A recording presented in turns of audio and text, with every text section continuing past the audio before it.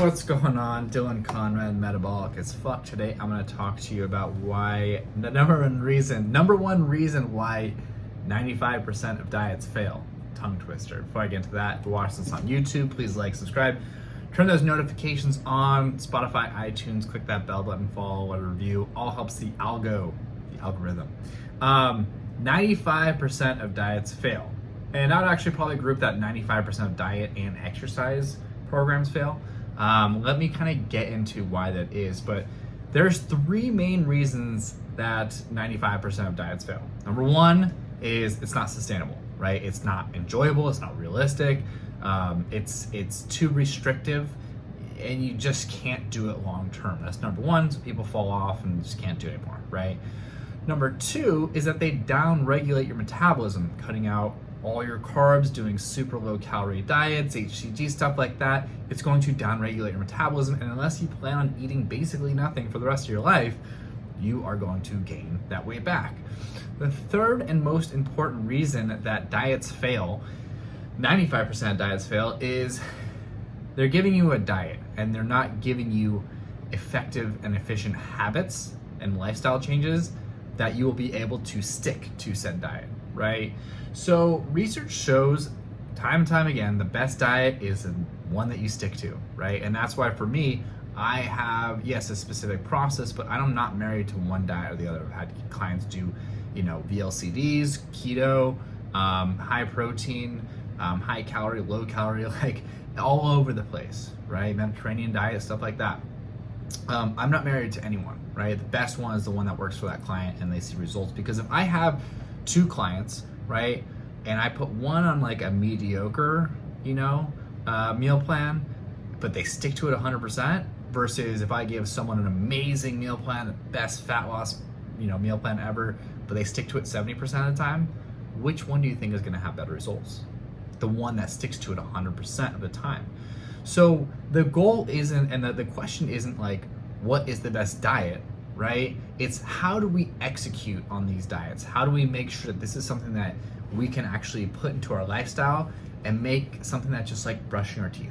And the answer to that is building effective habits. Now, if you've read Atomic Habits, definitely recommend that. A couple other books I'll put in the show notes here that I highly recommend on habit formation.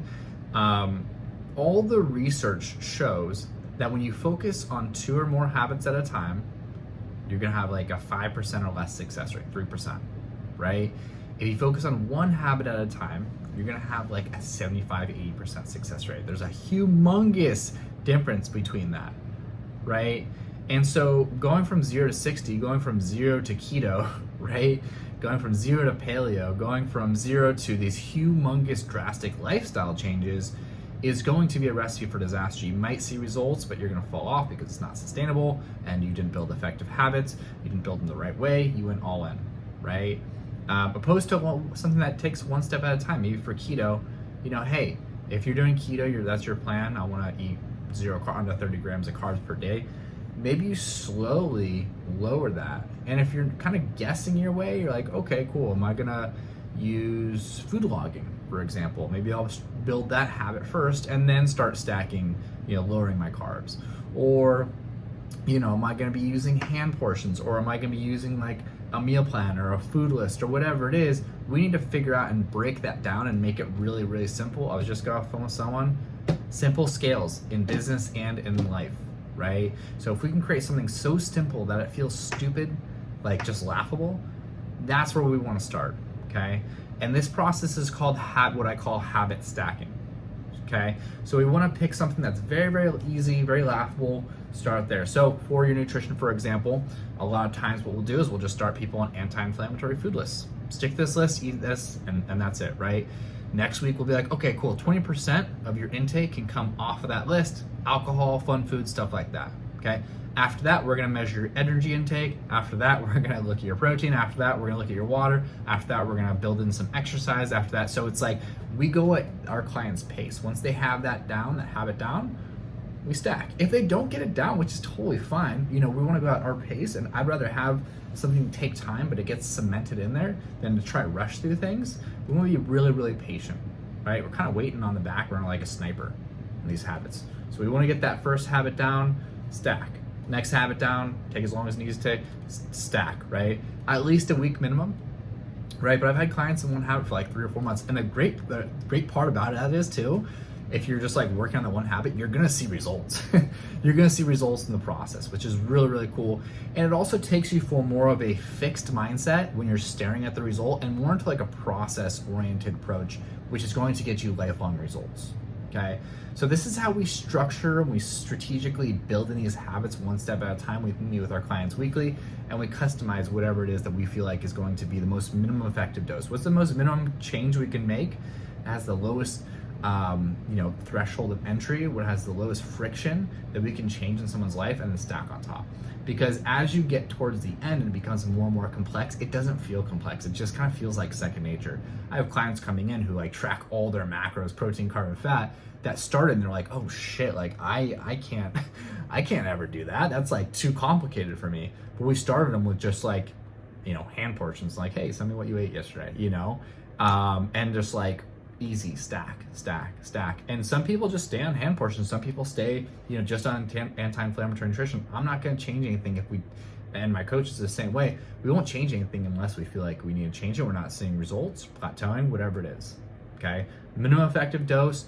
Don't get cute with it. Don't try to get ahead of yourself. Don't try to be like, oh, this influencer or this person's doing keto, I'm going to do full. Like, don't get distracted. Don't get shiny object syndrome. Stay in your lane. Right? Focus on your process. And I always, I've worked with coaches for, I don't know, 37, 20, 17 years. I guess like you can count coaches in high school, middle school too. Always worked with coaches. And I am like, I don't have great genetics. Not gonna lie. Like, I don't have great genetics. You can look at my brother, you can look at my dad, you can look at my mom. I am not special. I'm a third born kid, spoiled kid from the suburbs. Like, there's nothing about me that's like, oh, he's like gritty and he like worked his way to the top, or he's like a military guy and he has that mindset. It's like, no, nothing says from what looks on paper that I should be getting results with my genetics, with my upbringing, with like anything, like how long it took me to graduate college, all that stuff. But the fact that I used coaching made everything so fast and so efficient and effective, and I got through the processes a lot faster than I normally would have. So anyways, that was my kind of rant. Yes, anti-inflammatory nutrition is important. Protein intake, energy intake, all important, but what most important is that you stick to this nutrition and you stick to your workouts, and that's how you do that, is building effective habits. So anyways, I'm gonna put the books I recommend as far as habit formation in the show notes. Please like, subscribe, comment. Love to hear your thoughts on this. And happy whatever day you're watching this on. Bye.